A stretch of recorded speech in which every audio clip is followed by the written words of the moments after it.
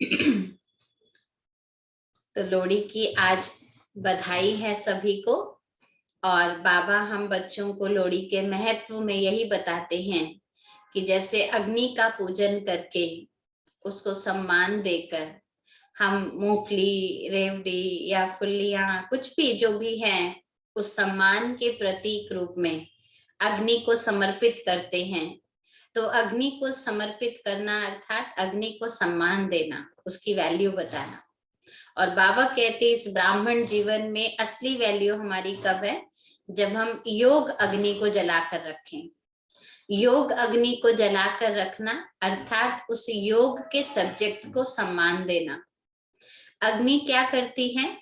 अग्नि को सम्मान देने की आवश्यकता क्यों है? क्योंकि अग्नि हमें परिवर्तित करके रूप प्रदान करती है, शुद्ध करके रूप प्रदान करती है। तो बाबा भी कहते बच्चे जितना हम अपना पुरानापन इस अग्नि में स्वाहा कर देंगे तो योग लगाने के बाद जितना हम भगवान से कनेक्शन रखेंगे, शक्ति प्राप्त करेंगे, उसके बाद जो रिटर्न में हमको मिलेगा वो हमारा शुद्ध स्वरूप हमको प्राप्त होगा। इसलिए दुनिया तो कहती है कि चलो ठंडी जा रही है, यादगार रूप में अभी हमने लोहड़ी मना दी है, लेकिन बाबा हमको कहते ये योग अग्नि विकारी दुनिया की समाप्ति की यादगार है। संगम युग पर बाबा का हमको परिचय मिलता है, संगम युग पर आत्मा का हमको परिचय मिलता है।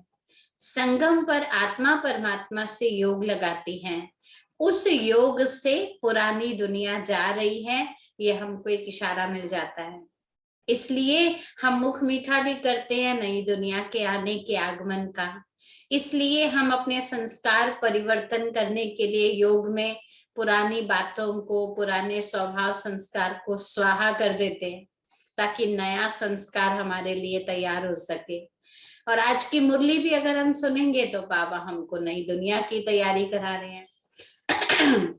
आज की मुरली भी बाबा हमको यही कह रहे हैं बच्चे, नई दुनिया के नजारे तो रचयिता ही स्थापन करता है तो बता सकता है वो, लेकिन ऐसी नई दुनिया में तुम बच्चे अगर पहुंचना चाहते हो तो तुम्हें किस प्रकार की तैयारी करनी है, लायक बनना है, अपने आप को ऐसा अलर्ट बनाकर रखना है ताकि नई दुनिया में हम जाएंगे तो अभी से ही हमारा स्वरूप स्पष्ट हो।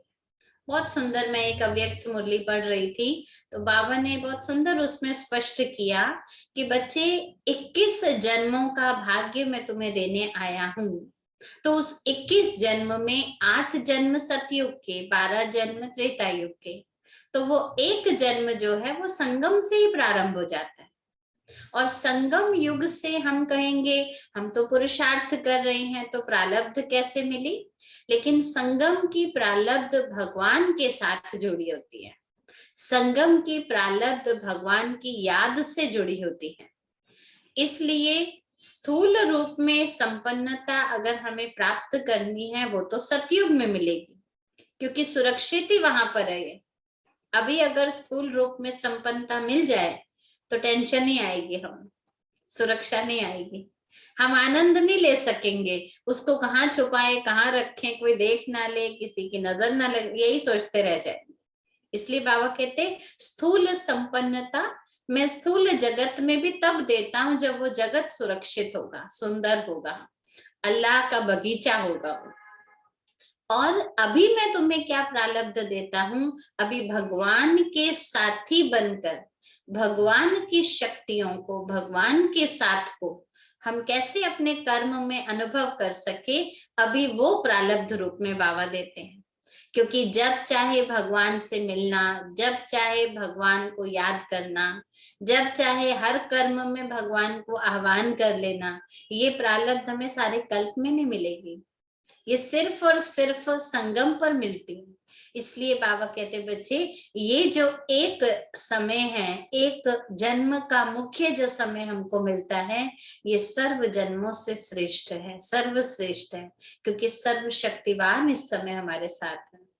तो बाबा आज मुरली में हमें नई दुनिया की तैयारी करा रहे हैं।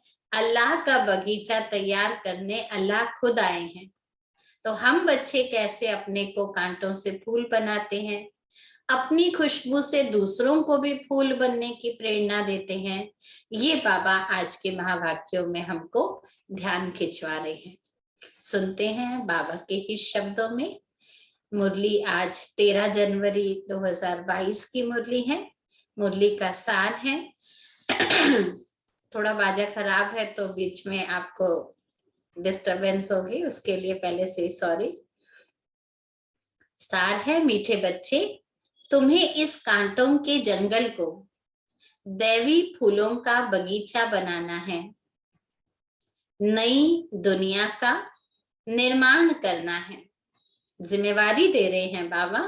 संगम युग पर तीसरा ताज जिम्मेवारी का ताज है, और वो जिम्मेवारी है कांटों के जंगल को दैवी फूलों का बगीचा बनाना है, नई दुनिया का निर्माण करना है। प्रश्न है, तुम बच्चे बाप के साथ कौन सी सेवा करते हो जो कोई भी नहीं करता? कितने विशेष हैं हम। देखिए कि भगवान के साथ हम ऐसी कौन सी सेवा करते हैं जो कोई भी नहीं करता है। ये स्पेशलिटी सिर्फ हमारे पास है। वो क्या है? उत्तर है, सारे विश्व में सूर्यवंशी, चंद्रवंशी राजधानी की स्थापना करने की सेवा तुम बच्चे ही बाप के साथ साथ करते हो। एक घर को सूर्यवंशी नहीं बनाना, सारे विश्व में सूर्यवंशी, चंद्रवंशी राजधानी की स्थापना, यानी राजा भी तैयार करने हैं, प्रजा भी तैयार करने हैं, साहूकार भी तैयार करने, सारी राजधानी तैयार करने का कार्य हम बच्चे अभी बाबा के साथ साथ करते हैं, जो और कोई भी कर नहीं सकता। ये हमारा शुद्ध अभिमान होना चाहिए। इस कार्य के लिए बाबा ने पूरी कॉलोनी में से मुझे सेलेक्ट किया। वाह, मेरा भाग्य। ये और कोई नहीं कर सकता था, ये मेरे अंदर ही कैपेबिलिटी थी। तुम अभी नई दुनिया का फाउंडेशन लगा रहे हो, तो जरूर इस पुरानी दुनिया का विनाश होगा, क्योंकि नींव से अगर परिवर्तन करना है तो पुराना सारा खोद कर भी निकाल देना होता है, तब जाकर नींव को अच्छी मजबूती से नए तरीके से हम स्थापित कर सकते हैं। तो मेंटली तैयार रहें, पुराने का विनाश भी जरूर होगा। दैवी फूलों का बगीचा बनाना, कांटों के जंगल को खत्म करना, यह बाप का ही काम है, और हम बच्चे बाप के साथी हैं। तो ये काम किसका हो गया? हमारा भी हो गया। गीत है आज का, ओम नमो शिवाय। ओम शांति। जब कोई साधु संत या विद्वान लोग भाषण करते हैं तो पहले कोई ना कोई को नमस्कार करते हैं। अपना कोई भी मंत्र होता है उसको पहले गाते हैं, चाहे वो किसी गीता को मानते हो, चाहे वो विष्णु जी को मानते हो, तो पहले उनको नमन करके फिर अपना लेक्चर प्रारंभ करते हैं। कोई शिवाय नमः कहते हैं, कोई कृष्ण नमः कहते हैं, कोई गणेशाय नमः कहते हैं, परंतु नमस्ते तो ऊंचे से ऊंचे एक बाप को ही करना चाहिए। वास्तव में नमन के अधिकारी कौन है? जो खुद किसी और के आगे नमन नहीं करते हैं, और वो है एक शिव बाबा। इसलिए बाबा कह रहे हैं नमन तो मुझे ही करना चाहिए, नमस्ते तो मैं ही अधिकारी हूँ, ऊंचे से ऊंचा मैं ही हूँ। बच्चे जानते हैं ऊंचे से ऊंचा एक भगवान है, उनका नाम है शिव। गाते भी हैं शिवाय नमः। उस शिव को क्यों नमन कर रहे हैं?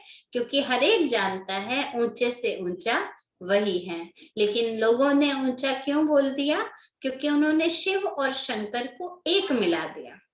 तो वो कहते थे देवों में देव महादेव, और जहां कोई बात नहीं बनती थी सारे देवता झुंड बना के लास्ट में कहाँ पहुंचते थे? शिव जी के पास पहुंचते थे। माना वो शंकर जी को ही शिव मानते थे। शिव को हमेशा बाबा कहते हैं, बाबा यानी पिता कहते हैं। शिव बाबा पहले पहले रचना रचते हैं। रचयिता एक है, रचना भी वास्तव में एक ही है। रचयिता बाप को और रचना दुनिया को कहा जाता है। यहाँ पर रचना बाबा संतान को नहीं कह रहे हैं, आत्मा को नहीं कह रहे हैं, यहाँ बाबा रचना सारी सृष्टि को ही कह रहे हैं। तो सारी सृष्टि ही परमात्मा द्वारा रची हुई है, तो सृष्टि है रचना, और सृष्टि का पिता यानी रचना करने वाला रचयिता है एक शिव बाबा। बाप जो दुनिया क्रिएट करते हैं सो जरूर नई ही क्रिएट करेंगे। पिता अगर बच्चों के लिए कुछ बना कर दे रहे हैं तो टूटा फूटा या फिर कोई प्रॉब्लम क्रिएट करने वाला थोड़ी बनाएंगे, जरूर है नया बना कर देंगे। परंतु वंडरफुल बात क्या है, पिता बच्चों को क्रिएट करके देते हैं नई दुनिया, परंतु बाप आते हैं पुरानी दुनिया में। कितनी वंडरफुल बात है, बच्चे कहाँ बुला रहे हैं पिता को, पुरानी दुनिया में, और पिता बच्चों को क्या देके जा रहे हैं, नई दुनिया में। इसलिए बाप को वो भी देखो हंसी खुशी से सुनाते हैं बाबा, कंप्लेंट से नहीं सुना रहे। लौकिक में अगर आप माता पिता को पुरानी जगह बिठाओ और मांगो नया, तो देखो जरा माता पिता कितनी कंप्लेंट करेंगे। लेकिन यहाँ बाबा कहते हैं मैं बहुत हंसी हंसी से ये सत्य तुमको सुनाता हूँ, कंप्लेन नहीं करता, क्योंकि मुझे मालूम है नया बनाने की ताकत मेरे सिवा और किसी में नहीं। इसलिए बाबा आगे बता रहे हैं, इसीलिए बाप को ही पतित पावन कहा जाता है। सारी दुनिया के मनुष्य मात्र, उनमें भी खास भारतवासी बाप को याद करते हैं। कैसे याद करते हैं, हे पतित पावन आओ। जब सब दुखी और पतित हो जाते हैं तब ही बाप को पुकारते हैं, परंतु दुखी कब हुए और याद कब से करते आए हैं ये कोई भी मनुष्य नहीं जानते। बाबा ने कल परसों की मुरली में कहा था कि मैं पतित हूं ये भी नहीं मानते हैं, लेकिन पतित पावन को आवाजें लगाते रहते हैं। बाप बैठ समझाते हैं, आगे भी समझाया था, हे बच्चे तुम अपने सुख दुख के जन्मों को नहीं जानते हो। कौन से समय पर हमारे पास सुख था और ऐसा क्या हुआ किस समय से हमको दुख प्रारंभ हुआ, हम खुद उस एक्टिंग में घुसे हुए हैं, इसलिए हम अपनी जर्नी को नहीं जानते हैं। मैं जो ज्ञान का सागर हूं, बाबा बता रहे हैं, मैं भी क्यों बता पाता हूं, क्योंकि मेरी क्वालिफिकेशन क्या है, मैं ज्ञान का सागर हूं, नॉलेजफुल हूं।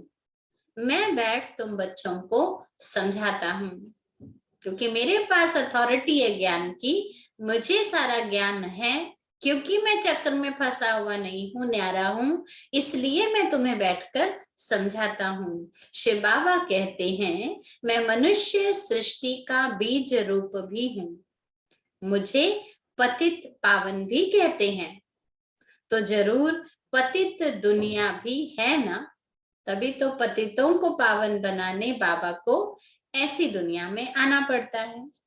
इस पतित दुनिया को और क्या कहा जाएगा, आज के बाबा की जिम्मेवारी जो दी हुई है उसके अनुसार बाबा कह रहे इस पतित दुनिया को कांटों का जंगल भी कहा जाता है।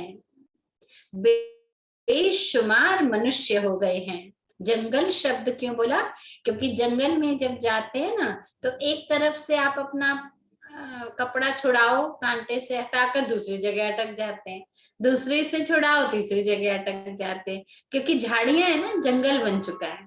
ऐसे ये दुनिया भी मनुष्यों की बेशुमार मनुष्य हो जाने के कारण एक से बुद्धि तोड़ते हैं, दूसरी जगह जुड़ जाते हैं। अच्छा लौकिक से छोड़ा, अलौकिक में फंस जाते हैं, तो कहीं ना कहीं फंस ही गए ना। तो बाबा कहते बच्ची ये दुनिया क्या बन गई है, जंगल बन गई है। बेशुमार मनुष्य हैं, माया का राज्य शुरू हो जाता है। किसी को भी समझाना चाहिए, आज से 5000 वर्ष पहले भारत गार्डन ऑफ गॉड था, अल्लाह का बगीचा था, गार्डन ऑफ गॉड, और कहानी की तरह सुनाए आज से 5000 वर्ष पहले, ताकि उनको क्यूरियोसिटी हो कि आगे ये क्या बताने वाले जो हमें नहीं मालूम है। मनुष्य बहुत सुखी थे जब ये दुनिया गार्डन ऑफ गॉड थी, तो उस दुनिया में रहने वाले मनुष्य बहुत सुखी थे। नई दुनिया में सिर्फ भारत ही था। क्यों भारत को ही नाम दिया गार्डन ऑफ गॉड, अल्लाह का बगीचा? क्योंकि नई दुनिया में एक ही खंड था, वो था भारत। और कोई भी खंड का नाम निशान भी नहीं था। नए भारत में फिर दिल्ली भी नई थी। अभी तो वैसे नई दिल्ली पुरानी दिल्ली बोल देते हैं कंस्ट्रक्शन के आधार पर, है ना। थोड़ा बहुत मॉन्यूमेंट्स कहीं पुराने बने हुए हैं, उसको पुरानी दिल्ली कह दिया, और जहां थोड़ा सड़कों में सुधार है, बिल्डिंग्स में सुधार है, उसको नई दिल्ली कह दिया। लेकिन बाबा कह रहे वास्तविक नई दिल्ली तो नई दुनिया में थी। उस समय इसको नई दिल्ली नहीं कहते थे, उस समय इसको परिस्तान भी कहा जाता था। आज नोट करिएगा कितने बाबा सतयुग के नई दुनिया के नाम बता रहे हैं। परिस्तान भी कहते थे, नई दिल्ली भी कहते थे, नया भारत भी था, गार्डन ऑफ गॉड था। तो बाबा बता रहे हैं उसको परिस्तान भी कहा जाता था। भारत हीरे जैसा था, उसको सुख धाम भी कहते थे। अभी तो वही भारत पुराना हो गया है। अभी का समय अगर देखा जाए तो वही भारत पुराना हो गया है, उसको ही फिर अब दुख धाम कहते हैं। अब आज की दुनिया में कहीं सुख धाम नाम भी कर दो तो सुख है ही नहीं, इसलिए मनुष्य स्वीकार भी क्या करता है, इस दुनिया को दुख धाम नाम से स्वीकारता है। अब बाबा समझाते हैं आजकल दिल्ली में विश्व नव निर्माण प्रदर्शनी कर रहे हैं। जब ये साकार में मुरली चली थी उस समय दिल्ली में खास प्रोजेक्ट चल रहा था, विश्व नव निर्माण, नई दुनिया की स्थापना के लिए प्रदर्शनी। इसलिए लोगों को बुलाते थे, मेले में खास लगाते थे ताकि लोग आकर देखें कि ब्रह्मा कुमारियों के अनुसार नई दुनिया कैसी होगी। तो ऐसी प्रदर्शनी बनाया करते थे मनुष्यों को समझाने के लिए कि यह विश्व नया कैसे होगा, जब नया होगा तो कैसा होगा, और नया होने का प्रोसेस क्या है, दोनों बताते थे उसमें। यानी विनाश के भी चित्र बताते थे और स्थापना के बाद के चित्र भी दिखाते थे। चित्र सामने रखकर और कोई समझा ना सके, ना कोई ऐसी विश्व नव निर्माण प्रदर्शनी खोल सके। मनुष्यों को तो पता ही नहीं है ना नई दुनिया थी भी कभी, वो तो इसी दुनिया में नया और पुराना ढूंढ रहे हैं। इसलिए बाबा कह रहे ये अंतर तो तुम्हारे सिवा और कोई बता भी नहीं सकते हैं। ये पहला बार है जो ब्रह्मा कुमार कुमारियां बैठ समझा रहे हैं। नव विश्व का निर्माण समझाने के निमित्त ब्रह्मा कुमार कुमारियां बने। बाबा कह रहे सारे कल्प में ये पहली बार है। भारत नया था तब सब सुखी थे। किसका राज्य था? श्री लक्ष्मी नारायण वहां राज्य करते थे। दुनिया का नाम विष्णुपुरी था। एक और नाम ऐड कर रहे हैं बाबा, दुनिया का नाम विष्णुपुरी था। वो दुनिया नई दुनिया थी। नई दुनिया का निर्माण यानी फाउंडेशन लगाना। मेन तो निर्माण में काम क्या होता है, नींव का काम होता है ना। किसी अच्छे महान व्यक्ति को बुलाते हैं तो क्या करवाने के लिए, नींव में उनका हाथ लगवाते हैं ताकि भवन बहुत अच्छा बने। तो बाबा भी आए हैं नव निर्माण करने, अर्थात फाउंडेशन लगाने। तो ये फाउंडेशन लगाना परम पिता परम आत्मा का ही काम है। भारतवासी जो खुद ही अपने को पतित भ्रष्टाचारी कहते हैं, वे नए विश्व का निर्माण कर ना सके। तुम जानते हो वो लोग क्या क्या फाउंडेशन लगाते हैं, वो पेड़ लगा देंगे या फिर कुछ और बना देंगे, तो उनका फाउंडेशन टेम्पररी होता है। हमारा बाबा का आना और हमारे द्वारा फाउंडेशन लगवाना विश्व के परिवर्तन। तो बाबा हम बच्चों को बता रहे हैं मैं स्वर्ग नई दुनिया का फाउंडेशन लगाता हूँ। पुरानी दुनिया का विनाश तो होना ही है। क्योंकि ये दुनिया है कांटों का जंगल। नई दुनिया को बाबा ने नाम दिया गार्डन ऑफ गॉड, यानी अल्लाह का बगीचा। तो उसका कंपैरेटिव नाम पुरानी दुनिया का क्या होगा? कांटों का जंगल। मनुष्य जैसे यहाँ पर सभी कांटे बन गए हैं, तो चेक करना है उस लिस्ट में मेरा नाम तो नहीं है ना। मनुष्य बोल रहे हैं बाबा, लेकिन आज से पहले मैं मनुष्य था, अभी मैं क्या बन गया हूं? अभी तो मैं ब्राह्मण बन गया, अभी मैं साधारण मनुष्य नहीं हूँ, भगवान द्वारा चुना हुआ ब्रह्मा कुमार ब्राह्मण हूँ। इसलिए बाबा कह रहे हैं मनुष्यता अगर रखेंगे केवल और दिव्यता भूल जाएंगे, ब्राह्मण बना ईश्वरीय संस्कार भूलेंगे तो कांटे बन जाएंगे। तो मनुष्य इस समय जैसे कांटे हैं। अच्छा, क्यों कांटे हैं बाबा वो भी क्लियर कर देते हैं। एक दो को हर समय दुख देते रहते हैं।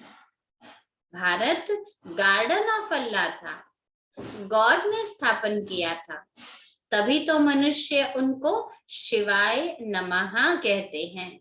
नमस्कार किसके आगे किया जाता है? जिनसे मनुष्य को कुछ प्राप्ति हुई हो। शिव बाबा ने कैसे स्थापन किया? बरोबर ब्रह्मा द्वारा। गार्डन ऑफ अल्लाह या दैवी फूलों का बगीचा बाप ने आकर स्थापन किया और अभी कर भी रहे हैं। तो हम सब कौन से प्रोजेक्ट में जुड़े हुए हैं? अल्लाह का बगीचा बनाने के प्रोजेक्ट में हम सब शामिल हैं। कांटों के जंगल को बदलकर दैवी स्वराज्य हम स्थापन करेंगे, अभी कर रहे हैं। और कब तक करेंगे? जब तक ये कांटों का जंगल बदलकर दैवी स्वराज्य स्थापन होगा। बच्चों को निमंत्रण भी दिया जाता है, यहाँ भी बच्चों ने निमंत्रण दिया है कि बाबा आकर देखो कि हम चित्रों पर कैसे समझाते हैं कि नई दुनिया की स्थापना और पुरानी दुनिया का विनाश कैसे हो रहा है। आप आकर देखो और श्रीमत दो। तो बच्चे बुलाते हैं। अब इन चित्रों पर किसी को भी समझाना बहुत सहज है, क्योंकि अभी तो फिर भी चित्र केवल चित्र रूप में अंकित हैं। पहले पहले के जो चित्र हैं माउंट आबू में अभी भी वो सैंपल्स हैं, उसमें चित्र के चारों तरफ जो बॉर्डर होता है ना, उसपे सारी डिटेल लिखी होती थी, सारी, सिर्फ आपको पढ़ पढ़ के बताना है। तो बाबा के लिए तो बहुत सहज है। अभी भी है ऐसे चित्र, आप मधुबन में जाएंगे ना कभी तो देखेगा, वो चित्रों के आजू बाजू सारा लिखा हुआ है। भगवान कब आए, कैसे आए, क्या आकर किया, इस चित्र में क्या दर्शाया हुआ है। तो बाबा बता रहे इन चित्रों पर किसी को भी समझाना बहुत सहज है। ऊपर में परम पिता परमात्मा का चित्र है, शिवाय नमः सबसे ऊंचा है, वह फिर नई दुनिया रचते हैं ना। नए भारत में इन देवी देवताओं अर्थात श्री लक्ष्मी नारायण का राज्य था।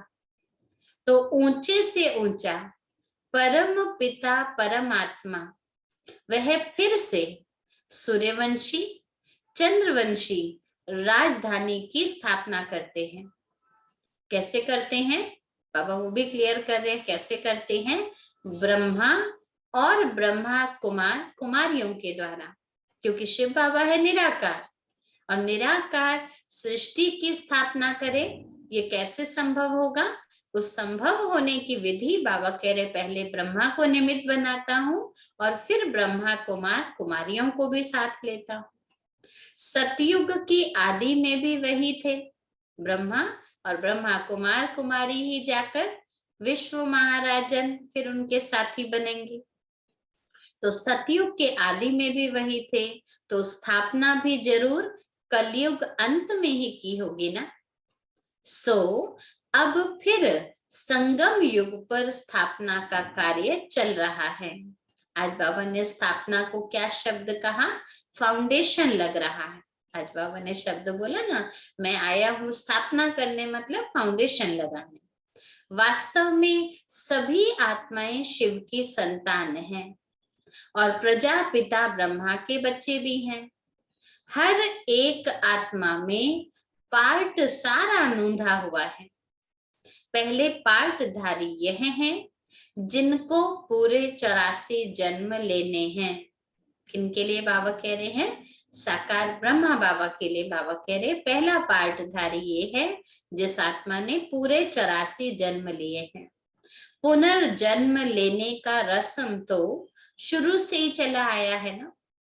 पहले पहले ऊपर से जब आत्मा आती है तो सतो प्रधान होती है, फिर सतो, रजो और तमो बनते हैं। सतो प्रधान जब थे तो सूर्यवंशी श्री लक्ष्मी श्री नारायण का राज्य था।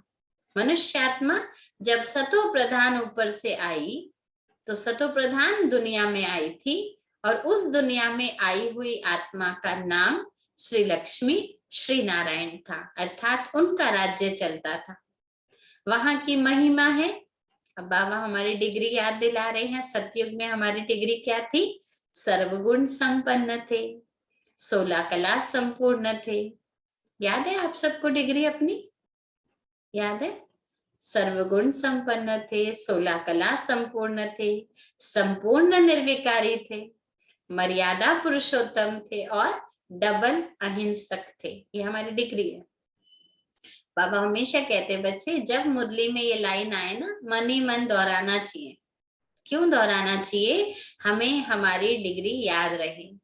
क्योंकि कोई आपको आवाज लगाए और आप कहो मेरे लिए तो नहीं बोल रहे, 16 कला आपको बोल रहे होंगे तो ऐसा ना लगे, हमें एकदम याद रहे ये तो मेरी डिग्री है, तो मुझे आवाज लगाया जा रहा है।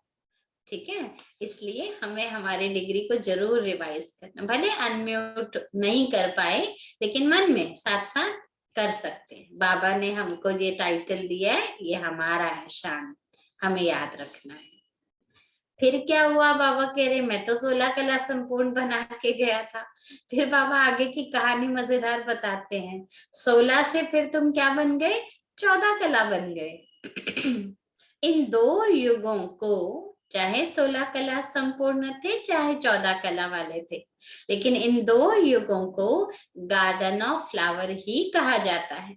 क्योंकि ऐसे कोई दुखी नहीं हुए थे त्रेता में, थोड़ा सा परसेंटेज डाउन हुई थी, फिर भी वह दुनिया कहलाती तो सुख धाम थी। ये चित्रों पर समझाना बड़ा सहज है। और बाबा ने तो कहा है मुझे खास निमंत्रण देकर बच्चे बुलाते हैं। और सच में जब ये नव निर्माण प्रदर्शनी लगी थी ना, तो ब्रह्मा बाबा को चिट्ठी देकर बुलाया गया था। दिल्ली में लगी थी और बाबा को बुलाया था, बाबा इसका उद्घाटन आपके द्वारा होगा। अच्छा, तो बाबा आए थे। बाबा आए थे तो बाबा ने कहा जैसे किसी नए से ओपनिंग कराते हो तो उसको प्रदर्शनी सारी समझाते हो ना, दिखाते हो भाई यहाँ ये स्टॉल लगा है, यहाँ ये स्टॉल लगा, इस चित्र का ये अर्थ है। तो बाबा ने भी बिल्कुल अज्ञानी की तरह आए, रिबन काटा और फिर कहा बच्चे मुझे समझाओ ये क्या है। कौन समझाएगा? और उस समय गुलजार दादी जी ने सारा चित्र समझाए थे।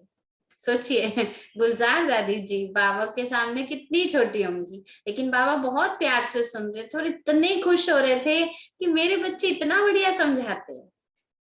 और मुझे आज भी याद है दादी ने एक बार अपने अनुभव में बताया था कि जब वो प्रदर्शनी सारी समझ ली थी तब बाबा ने दादी के सिर पे हाथ रख के उनको वरदान दिया था, बच्ची तुम्हारे मुख से ईश्वरीय वाणी बहुत लोग सुनेंगे। आप सोचिए, तब तक ब्रह्मा बाबा गए नहीं थे, लेकिन बाबा ने उनको उस प्रदर्शनी समझाने के भाव से वरदान दिया था और कहा था तुम्हारे ये नेत्र भगवान का दर्शन कराएंगे। और सच में गुलजार दादी जी तो भगवान का रथ बने ना, ये सेवा उन्होंने करी थी। तो देखिए, चांसली ही उनका निमित्त बनना, सुनाना, भगवान का वरदान देना और ब्रह्मा के जाने के बाद उनका निमित्त रथ बनना, इसको कहते हैं ड्रामा। अब हम कह सकते हैं ना ड्रामा, उस समय तो पता नहीं था। तो बाबा बता रहे हैं ऐसे चित्रों पर समझाना बड़ा सहज है। ऊपर में शिव बाबा हैं जिन द्वारा विश्व का नव निर्माण हो रहा है। ब्रह्मा, विष्णु, शंकर, उनको रचने वाला ये शिव बाबा है। ये बच्चों को समझाना चाहिए कि अभी नई दुनिया की स्थापना और पुरानी दुनिया का विनाश होता है। यही समय है जब परिवर्तन होना है, नई दुनिया की स्थापना का और पुरानी दुनिया की विनाश का। अब इतने सब धर्म हैं, सिर्फ एक देवी देवता धर्म है नहीं।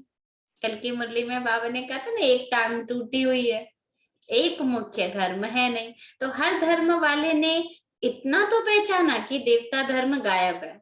इसीलिए देखो, किसी ने कहा बैल के सींग पे सृष्टि है और एक सींग टूटा हुआ है। किसी ने कहा कि 4 पैर पर पृथ्वी चल रही है, एक पैर टूटा हुआ है। माना हर कोई ये तो जान रहा है कि कुछ गायब है, लेकिन क्या है वो किसी को पता नहीं। वो तो बाबा ही बताएंगे ना, क्योंकि बाबा को ही मालूम है, स्थापना तो उन्होंने करी। तो बाबा कह रहे इतने सब धर्म हैं और एक देवी देवता धर्म है नहीं। कहाँ गया? तुम कहेंगे प्रायः लोप हो गया। प्रायः लोप का मतलब क्या होता है मालूम है किसी को? प्रायः लोप का मतलब धीरे धीरे लुप्त हुआ, अपने आप धीरे धीरे धीरे विस्मृत होता चला गया, तो लुप्त हो गया। ऐसे नहीं किसी ने उसको हरा दिया या गुप्त कर दिया, ऐसा नहीं है। जो देवी देवता धर्म वाले थे वह अपने को हिंदू कहला रहे हैं। लुप्त हो गया ना, भूल गए धीरे धीरे। तो विस्मृत होने से उन्होंने समझा हम और देवता नहीं, नहीं, हम तो उनकी चरणों की धूल है। क्योंकि अपने इस देह को देखा उन्होंने और देवता को देखा तो महान अंतर दिख रहा था। तो उन्होंने कहा नहीं, देवता हम नहीं हो सकते, हम हिंदू ठीक है। तो उन्होंने हिंदू एक्सेप्ट कर लिया क्योंकि विस्मृत हो गए। तो बाबा कह रहे वो अपने को हिंदू कहलाते हैं, क्योंकि सतयुग में सब पावन थे और अभी तो सभी मनुष्य पतित हैं। भले आत्मा पावन बन रही है लेकिन तन तो पतित ही है ना। बाबा का नाम ही है पतित पावन। अब पतित बनाने वाला कौन है ये भी बाप समझाते हैं। बच्चे फिर क्या करते हैं, और भाई बहनों को समझाते हैं। कोई बात हमारी समझ में आ गई तो अपने तक क्यों रखो, और उनको भी बताओ। तो बच्चों का काम है और भाई बहनों को समझाना। क्या समझाएंगे? पतित बनाने वाला रावण है, जिनको वर्ष वर्ष जलाते हैं। अच्छा, रावण कौन है? बाबा कहते रावण का कोई रूप नहीं है। जैसे शिव बाबा निराकार है, गुप्त है, ऐसे रावण भी गुप्त है। रावण भी गुप्त है, इसीलिए तो उससे चैलेंज करना बहुत मुश्किल है, उसको परखना। कई बारी वो शुगर कोटेड बनकर आ जाता है, मालूम ही नहीं पड़ता। वो भी गुप्त है। 5 विकार स्त्री के, 5 विकार पुरुष के। भारत का बड़े से बड़ा दुश्मन है रावण, जिसने भारत को कौड़ी मिसल बनाया है। अब इस रावण पर जीत पहनो मेरी मत द्वारा। इंपॉर्टेंट लाइन, क्या करना है? इस रावण पर जीत पहनो मेरी मत द्वारा। अपनी मत से नहीं, अपनी मत से तो रावण को ही नहीं पहचानेंगे तो जीतेंगे कैसे। इसलिए बाबा कह रहे श्रीमत पर चलकर रावण पर जीत पहनो। इस समय सब पतित बन चुके हैं, इस कारण परम पिता परमात्मा की ही श्रीमत चाहिए। क्यों श्रीमत चाहिए? क्योंकि मनुष्य सभी पतित बन गए हैं और पतित द्वारा जो भी मत मिलेगी वो श्रेष्ठ नहीं होगी। इसलिए श्रीमत होती है भगवान की। और भगवानोवाच क्या मत है? हे बच्चों अथवा हे आत्माओं, तुम सारा समय देह अभिमानी रहते हो, अब देही अभिमानी बनो। बहुत समय हो गया देहभान में रहते, अब ये अंतिम जन्म है, उसमें भी थोड़ा समय बचा है। तो बाबा कह रहे बच्चे देही अभिमानी बनो। तुम आत्मा अमर हो, तुम ही शरीर छोड़ती हो, तुम ही दूसरा शरीर लेती हो। बाप कहते हैं हे ब्रह्मा, तुम अपने को नहीं जानते। पहले पहले तो बाबा ब्रह्मा से ही बात करते हैं ना, फिर ब्रह्मा द्वारा हमसे करते हैं। तो पहले तो बाबा ब्रह्मा जिसने इतनी लंबी जर्नी करी उसको याद दिला रहे हैं कि तुम अपने को नहीं जानते हो। तुम्हारे लिए ही गाते हैं आधा कल्प ब्रह्मा की रात। माना ब्रह्मा खुद भी अंधेरे में रहा तो ब्रह्मा के बच्चे भी तो रहेंगे ना। फिर आधा कल्प ब्रह्मा का दिन, यानी ब्रह्मा को जब समझ आई तो उसने बच्चों को भी समझा दिया, सब जग गए। तुम बच्चे इन बातों को समझते हो तभी तो प्रदर्शनी खोलते हो। तो अब इन चित्रों द्वारा औरों को भी समझाओ। अब ये ब्रह्मा और ब्रह्मा कुमार कुमारियां परम पिता परमात्मा के द्वारा अपना वर्षा ले रहे हैं। स्वयं ब्रह्मा भी और ब्रह्मा कुमार कुमारियां भी। गाया भी जाता है ना, ज्ञान सूर्य प्रगटा अज्ञान अंधेर विनाश। परमात्मा कौन है? ज्ञान सूर्य है। और जब ज्ञान सूर्य परमात्मा इस सृष्टि पर प्रकट होते हैं तो अंधकार को भगाने की मेहनत नहीं करनी पड़ती। सूर्य का आना, अंधेरा अपने आप विनाश को प्राप्त हो जाता है। उस सूर्य की ये बात नहीं है, मैं ज्ञान सूर्य हूं। इस समय मैं ज्ञान वर्षा कर रहा हूं। देखो, हूं मैं सूर्य, लेकिन क्या कर रहा हूं? ज्ञान वर्षा कर रहा हूं। अर्थात जैसे किरणें भी एक एक ऐसे पड़ती ना, जैसे वर्षा की बूंद बूंद पड़ रही है। इसलिए बाबा कहते मेरी किरणें तुम बच्चों पर ज्ञान की वर्षा के रूप में है। इससे तुम पतित से पावन बन रहे हो। बरसात का अर्थ कोई पानी की बात नहीं है। पानी थोड़े कोई को पावन बनाएगा। मुझे पतित पावन कहते हैं। मेरे पास ही नॉलेज है कि पतित से पावन और फिर पावन से पतित कैसे तुम बने। पावन नई दुनिया में थे और पतित पुरानी दुनिया को कहा जाता है। पतित बनाता है रावण और रावण को शैतान कहा जाता है। और उसी के कंपैरेटिव वर्ड राम पावन बनाते हैं और राम को भगवान कहा जाता है। तो एक है शैतान, एक है भगवान। वह राम सीता वाला राम नहीं। सीता वाला राम को तो खुद भगवान ने ही बनाया, लेकिन यहाँ पर राम बाबा उनको कहते हैं ऐसा नाम जो दिल को आराम दे, वो है राम, है ना, आत्मा को सुकून देता है, सत्य बताता है। तो बच्चों को ये स्थापना और विनाश का राज भी समझाना चाहिए। इसके लिए ये विश्व नव निर्माण प्रदर्शनी है। कोई भी शास्त्र में ये नहीं है कि परम पिता परमात्मा ब्रह्मा द्वारा सुख धाम की स्थापना करते हैं। ऐसा किसी शास्त्र में नहीं लिखा।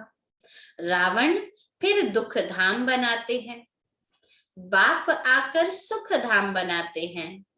आधा कल्प सुख है और आधा कल्प दुख है।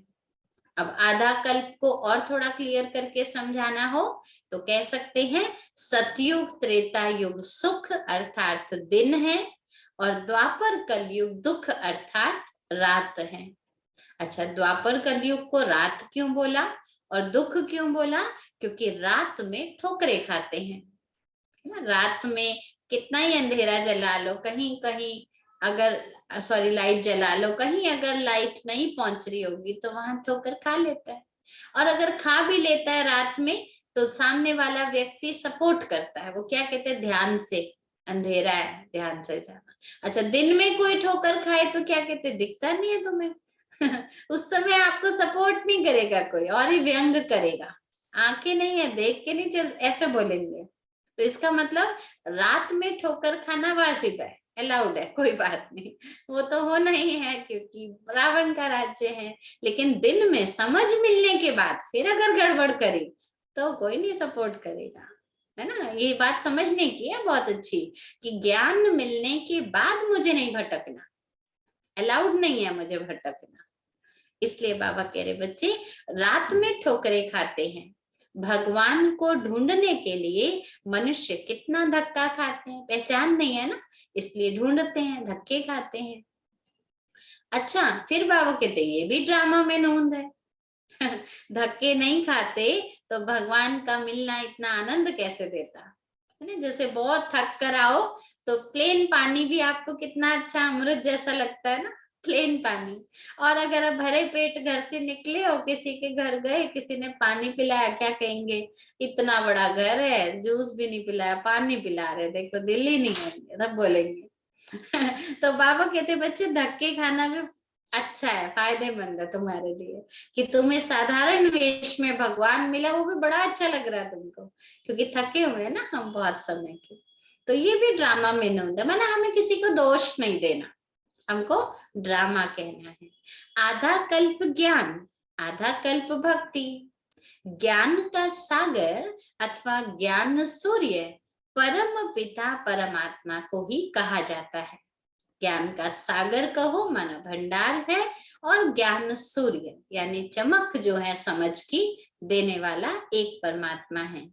भारत में ही शिव जयंती मनाते हैं। अब एक और लॉजिकल बाबा बात बता रहे हैं कि देखिए, भारत में ही शिव जयंती मनाते हैं, इससे सिद्ध होता है भारत में ही शिव का अवतरण होता है। यानी भारत क्या है, शिव की जन्मभूमि है। जो जिसकी जन्मभूमि होती है वहां उनका यादगार मनाया जाता है। मुझे आना भी पतित दुनिया में पड़े, तब तो मैं आकर पतितों को पावन बनाता हूँ। मेरा आना पतित दुनिया में क्यों है? क्योंकि पतित मनुष्यों को आवश्यकता होती है पावन बनने की, तो मैं आता हूँ पतित मनुष्यों को पावन बनाता हूँ। जो पूज्य श्री लक्ष्मी नारायण थे वही फिर पुजारी बने, इसीलिए गायन है आपे ही पूज्य आपे ही पुजारी। वही श्री लक्ष्मी नारायण की आत्मा जिनको 84 जन्म भोगने हैं, तो वही भिन्न भिन्न नाम रूप में अपने जन्म भोगने आती है। तो यह ब्रह्मा जो स्थापना करते हैं, फिर वही पुनर्जन्म लेकर पालना भी करते हैं, और अभी वही आत्मा जन्म पुनर्जन्म लेते लेते पतित बन गई है। तो बाबा भी उनके ही शरीर में आकर उनका नाम ब्रह्मा रखते हैं। कितना क्लियर बाबा पूरी जर्नी समझा रहे हैं। तो पहले पहले ये बात समझनी है कि परम पिता परम आत्मा से किसी मनुष्य को भी समझाओ तो पहले पहले ये बात समझाओ कि परम पिता परम आत्मा से तुम्हारा क्या संबंध है। अब शब्द ही क्या बोल रहे, परम पिता से, तो इसमें क्लियर हो रहा है ना कौन सा संबंध है, पिता का संबंध है। तो जरूर कहेंगे बाप का संबंध है, इतने सबका बाप तो जरूर आत्माओं का बाप हुआ ना, शरीर का तो नहीं हुआ। शरीर के रूप से तो 10 12 15 का हो सकता है बस, लेकिन इतने सभी मनुष्य कहें मेरा पिता है ये, तो जरूर वो आत्मा रूप का हुआ।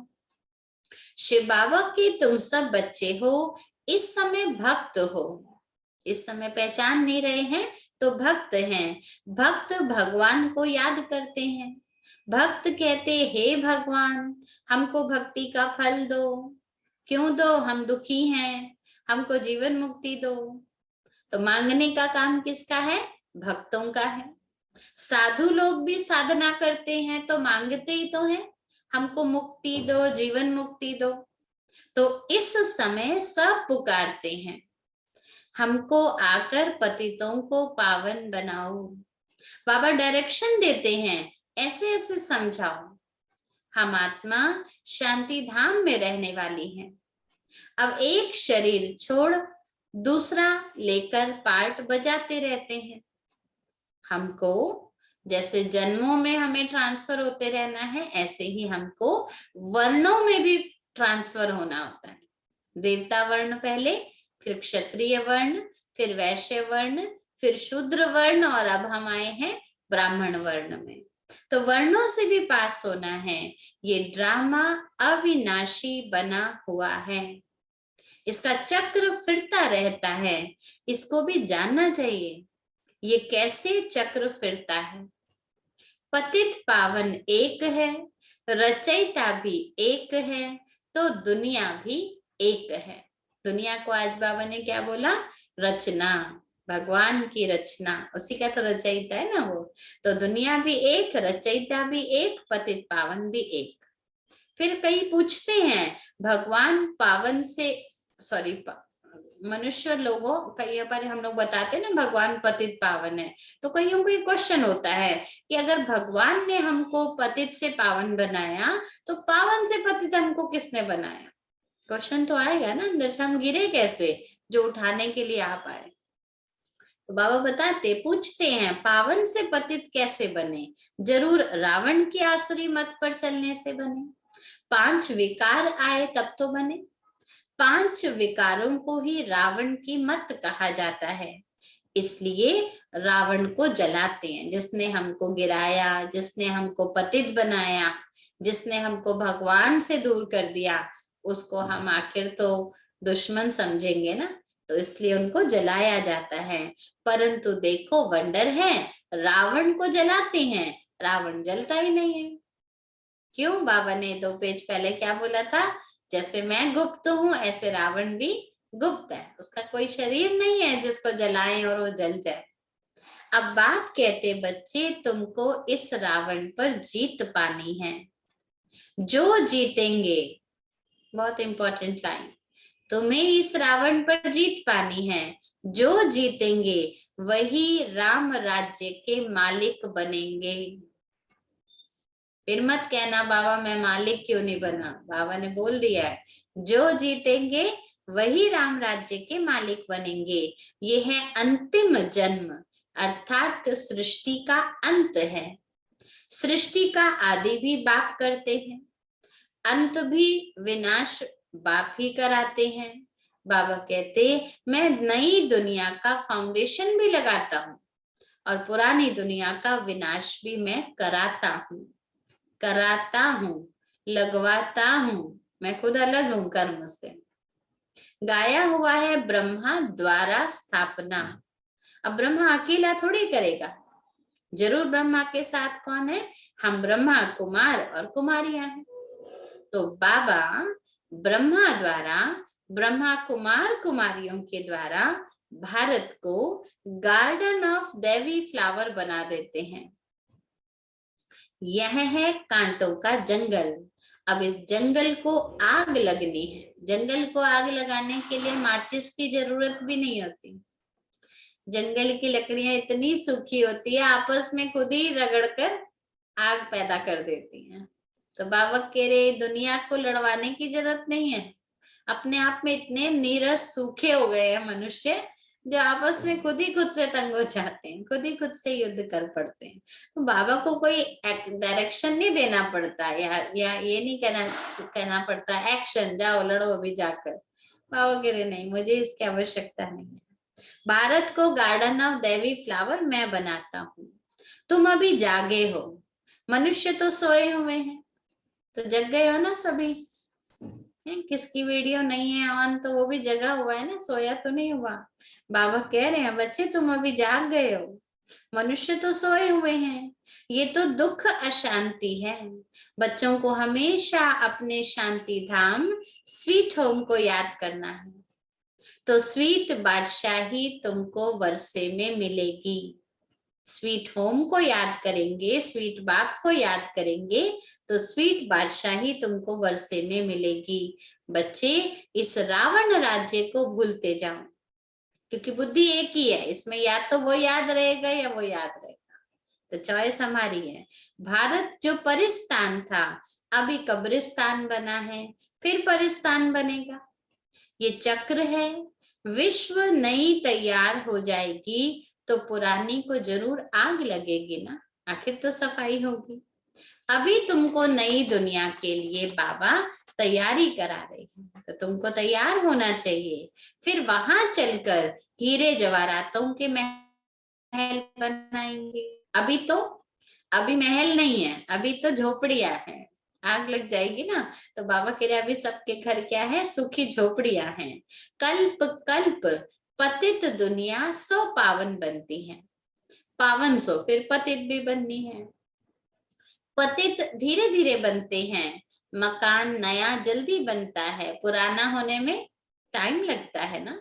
ज्ञान से तुम नए विश्व के मालिक बन जाएंगे। अब तुम 16 कला बनते हो, फिर धीरे धीरे 14 कला होगी, फिर और कला कमती होती जाएगी।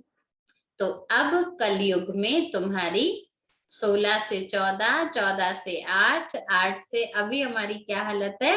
बाबा कह रहे 9 कला। इंग्लिश वाला नो नहीं, 9 कला। कोई कला नहीं रही है। माना ऐसा नहीं है कि आर्ट नहीं है इंसान में, है, लेकिन कंपटीशन की भावनाएं ज्यादा बढ़ गई हैं। जो कला भगवान की देन मानते थे उस कला को भी खरीदा और बेचा जा रहा है। इसलिए बाबा कहते बच्चे नो कला। भारत पावन था, अभी यही भारत पतित बन गया है, तो ये खेल भारत पर ही है। इसलिए बाप कहते हैं रावण से हारे हार है, रावण से जीते जीत। माया के लिए कहते हैं ना, दुनिया मन से हारे हार कहती है, बाबा कहते ये माया रावण से हारोगे तो हार हो जाएगी, माया रावण पर जीत पहनोगे तो जीत हो जाएगी। तो अभी तुम श्रीमत पर जीत पाते हो, अपनी मत से नहीं, श्रीमत पर तुम बच्चों को रावण पर जीत पाना है। अच्छा, मीठे मीठे सिकिलधे बच्चों प्रति माता पिता बाप दादा का याद प्यार और गुड मॉर्निंग। रूहानी बाप की रूहानी बच्चों को नमस्ते। हम रूहानी बच्चों की रूहानी बाबा को याद प्यार गुड मॉर्निंग और नमस्ते बाबा, शुक्रिया। धारणा के लिए मुख्य सार है, पहली पॉइंट है श्रीमत पर भारत को पावन बनाने की सेवा करनी है। श्रीमत पर भारत को पावन बनाने की सेवा करनी है। रावण की मत को छोड़ एक बाप की श्रीमत पर चलना है। रावण की मत ने हमको बहुत गिराया, बहुत भटकाया। अब बाबा कह रहे हैं समझ मिल गई तो रावण की मत को छोड़ एक बाप की श्रीमत पर चलना है। सेकंड पॉइंट है इस दुख धाम को भूल अपने स्वीट हो शांति धाम को याद करना है। इस दुख धाम में चारों तरफ दुख है, इसलिए इसको भूलो और किसको याद करो, अपने स्वीट होम को, सुख धाम शांति धाम को याद करना है। स्वयं को नई दुनिया में चलने के लिए तैयार करना है। अपनी तैयारी हमारी कहाँ तक रहे, जिससे हम नई दुनिया में पहुंच जाए। बाबा कह रहे अपने को ऐसा तैयार करना है। आज का वरदान है अपने श्रेष्ठ कर्म रूपी दर्पण द्वारा। कर्म हमारे क्या है, दर्पण है, एक्शन मिरर कहते हैं ना।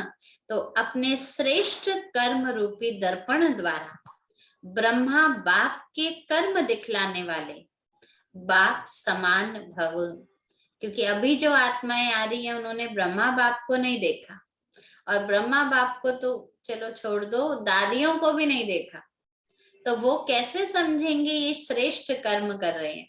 इसलिए बाबा कह रहे हम बच्चे अपने कर्म से भगवान के रथ का जो भी व्यक्तित्व था उसको हम अपने कर्म से दर्शाएं, ताकि उनको लगे कि इनका इतना परिवर्तन है तो सच में ब्रह्मा बाप का तो क्या परिवर्तन होगा। इसलिए बाबा कह रहे आप अपने प्रैक्टिकल कर्म से ब्रह्मा बाप का प्रत्यक्ष रूप दिखाओ, तब आप कहलाओगे बाप समान। तो इसका स्पष्टीकरण बाबा बता रहे हैं, एक एक ब्राह्मण आत्मा, श्रेष्ठ आत्मा हर कर्म में ब्रह्मा बाप के कर्म का दर्पण हो। बाबा कैसे चलते थे, तो कोई आपको देख के कहे इनको देख लो ऐसे चलते थे, क्या ऐसा कह सकते हैं? क्या हमारे कर्म ऐसे बने हैं? ये हमें लक्ष्य रखना चाहिए। बाबा कह रहे हैं ब्रह्मा बाप के कर्म आपके कर्म दर्पण में दिखाई दे। भगवान ने क्या किया, वो सिर्फ पढ़ने में कहा, गाथाओं में नहीं लिखा हो, वो हमारे कर्म से दिखाई दे। जो बच्चे इतना अटेंशन रख कर हर कर्म करते हैं कि हर कर्म उनका बाबा से मैच होना चाहिए, जो इतना अटेंशन रख कर कर्म करते हैं उनका बोलना, चलना, उठना, बैठना ये सब ब्रह्मा बाप के समान होगा। हर कर्म वरदान योग्य होगा। जैसे ब्रह्मा बाप ने वरदान दे दिया, सुना है ना, गुलजार दादी को वरदान दिया और देखो वो क्या बन गए। तो ऐसे क्या हमारा कर्म बाप समान है, जो हमारे मुख से जो शब्द निकले वो श्राप ना बने, वरदान बन जाए। तो उनका हर कर्म वरदान योग्य होगा। मुख से सदैव वरदान निकलते रहेंगे। सिर्फ साधारण कर्म में भी विशेषता दिखाई देगी। मुख्य बात क्या है, हमारा कर्म ऐसा नहीं कि हमें विशेष बनना है तो काम भी कोई बहुत लंबे बड़े बड़े करने हैं, जरूरी नहीं है। कर्म साधारण हो। अब बाबा चलते थे, लेकिन चलते हुए लगता था यहाँ से कोई शक्ति गुजर के गई है, चल के गए हैं, नॉर्मली गए, लेकिन हर कोई अटेंटिव हो जाता था, बाबा यहाँ से निकल के गए। तो मतलब एक साधारण कर्म है चल कर जाना, लेकिन चलते हुए भी वो देही अभिमानी, वो फरिश्ते की चाल, वो देह, आवाज ही नहीं है चलने में, स्मृति कहीं और है, और बहुत अटेंशन से चल रहे, ऐसे नहीं स्मृति कहीं और है तो टकरे खा रहे हैं, ऐसा भी नहीं, इतनी ऊंची स्मृति में चल रहे हैं। तो बाबा कह रहे साधारण कर्म लेकिन विशेषता दिखाई दे, तो यह सर्टिफिकेट लो, तब कहेंगे बाप समान। स्लोगन है, अव्यक्त स्थिति का अनुभव करने के लिए, अव्यक्त मास चल रहा है ना, सभी 108 घंटे का योग भी कर रहे हैं, तो बाबा कह रहे हैं जब ऐसा अव्यक्त स्थिति बनाने का लक्ष्य है, तो अव्यक्त स्थिति का अनुभव करने के लिए बाह्य मुखता को छोड़ अंतर्मुखी एकांतवासी बनो। योग का टाइम तब निकलेगा, ऐसे नहीं जब टाइम मिले बैठ गए योग लग गया, एकदम योग नहीं लगता, एकदम योग नहीं लगता। आप सोचो, मुझे याद है दादी जी हमेशा कहती थी, बच्चे योग का चार्ट लिखते हैं तो कई बार लिखते हैं मैं आज 6 से 7 योग में बैठी, 4 से 5 योग में बैठी, 3 से 2, 2 से 3 योग में बैठी, लेकिन ये बताओ 2 से 3 में योग लगा कितनी देर बैठी तो ठीक है, लेकिन योग लगा कितनी देर। फिर हम कहते हैं नहीं 2 से 3 बैठी तो थी, लेकिन 15 मिनट ही योग लगा, बाकी टाइम तो थोड़ा बुद्धि इधर उधर जा रही थी, या याद आ रही थी बच्चों का खाने का टाइम ना हो गया और स्कूल से ना आ गए हम, तो बुद्धि तो भटकी ना। तो बाबा हम बच्चों को ये कहते हैं, बच्चे अगर मुझे योगी बनना है, अव्यक्त बनना है, तो जब कर्म में भी आ रही हूं तो भी मैं अंतर्मुखी रहूं, मतलब टू द पॉइंट बात करे, टू द पॉइंट काम करे, जितना चाहिए उतना बोले, उससे ज्यादा ना वर्णन में आए। ज्यादा बातचीत में आएंगे तो अचानक योग में बैठते समय मुझे देह पर मेहनत करनी पड़ेगी, पहले देह पर मेहनत कर फिर मैं देही बनूं, ये मुश्किल रहेगा। इसलिए बाबा हम बच्चों को कहते, बच्चे अव्यक्त स्थिति के लिए हमको क्या अनुभव करना है, अपना अपने आप को देही अभिमानी बनाना है, ये अनुभव हमको पक्का करना है। उसके लिए बाह्य मुक्ता छोड़ो, अंतर्मुखी बनो। और लवलीन स्थिति का अनुभव बाबा आज का पॉइंट सुना रहे हैं, बाप का बच्चों से इतना प्यार है जो सदा कहते हैं बच्चे जो हो जैसे हो मेरे हो। ये तो भगवान की निर्माणता है, जो बाबा कहते जो हो जैसे हो मेरे हो। लेकिन कई बार बच्चे क्या कहते हैं, रोज सुबह उठ के बाबा मैं जो हूँ जैसा हूँ आपका हूँ, मतलब मैं तो नहीं बदलने वाला, जैसा हूँ आपका हूँ, आप तो ले लोगे मुझे। तो ये मतलब बाबा ने ये कोई हमें छूट नहीं दी है, ये बाबा का फर्स्ट इंप्रेशन है हमसे कि बच्चे तुम जो हो जैसे हो मेरे हो। सेकंड इंप्रेशन हमें देना है कि बाबा मैं आया था, आपने जब एक्सेप्ट किया था तब मैं ऐसा था, अभी मैं इतना इम्प्रूव हो गया, ठीक है, ये हमको करना है। तो इस लाइन को कई अपने फायदे के लिए उठा लेते हैं, वो गड़बड़ नहीं करना, ठीक है। बाबा कह रहे हैं बच्चे सदा कहता हूं मैं जो हो जैसे हो मेरे हो, ऐसे आप भी सदा प्यार में लवलीन रहो, दिल से कहो बाबा जो हो वह सब आप ही हो। ऐसे नहीं बाबा जो आप हो मैं भी ठीक है आपको एक्सेप्ट कर लेती हूँ, कोई हम महान काम नहीं कर रहे भगवान को एक्सेप्ट करके, क्योंकि भगवान में तो कोई डिफॉल्ट है ही नहीं ना, वो तो संपूर्ण है। लेकिन उनको क्या कहना है हमें रिटर्न में कि बाबा मेरा जो भी संबंध है वो आप ही से है, ये है कि जो हो आप मेरे ही हो सब कुछ। कभी असत्य के राज्य में उसके प्रभाव में नहीं आओ, अपने सत्य स्वरूप में स्थित रहो। सत्य क्या है, मैं बिंदु, और बिंदु का एक ही रिलेटिव है शिव बाबा बिंदु। तो अपने सत्य स्वरूप में रहो, झूठ ये जो देह है, देह के प्रभाव में आओ ही नहीं, नहीं तो देह के कंधे ढूंढते रहेंगे, सहारे ढूंढते रहेंगे। इसलिए बाबा कहते हैं सत्य स्वरूप में रहकर सत्य से कनेक्शन जोड़े। ओम शांति। क्लियर है मुरली? चलते हैं बाबा को याद करते हैं।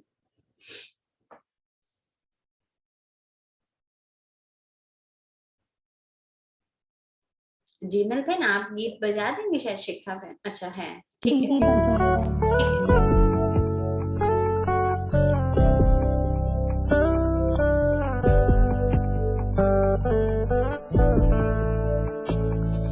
ख्यालों में ना ख्वाबों में था, यूं हमको मिल जाओगे तुम बनके हजारों याद हमारे मन में यूं मुस्कुराओगे।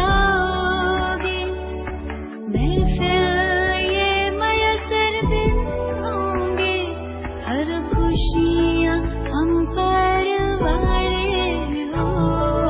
बाबा तुम कितने अच्छे हो।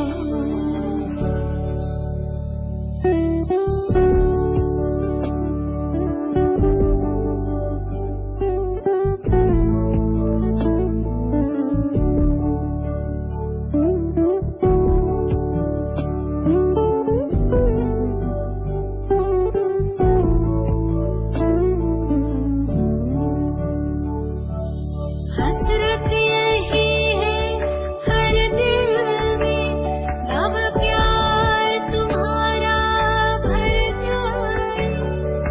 संग के रंग में रंग के तेरे, हंसते गाते हम घर जाए। योगी पावन जीवन देकर नवयुग के दिए नजारे हो। बाबा तुम कितने अच्छे हो। बाबा तुम कितने प्यारे हो। सच कहते हैं हम एक तुम ही, अपनी अखियों के तारे हो। बाबा तुम कितने अच्छे हो। बाबा तुम कितने प्यारे हो। सच कहते हैं हम एक तुम ही, अपनी अखियों के तारे हो। बाबा तुम कितने अच्छे हो।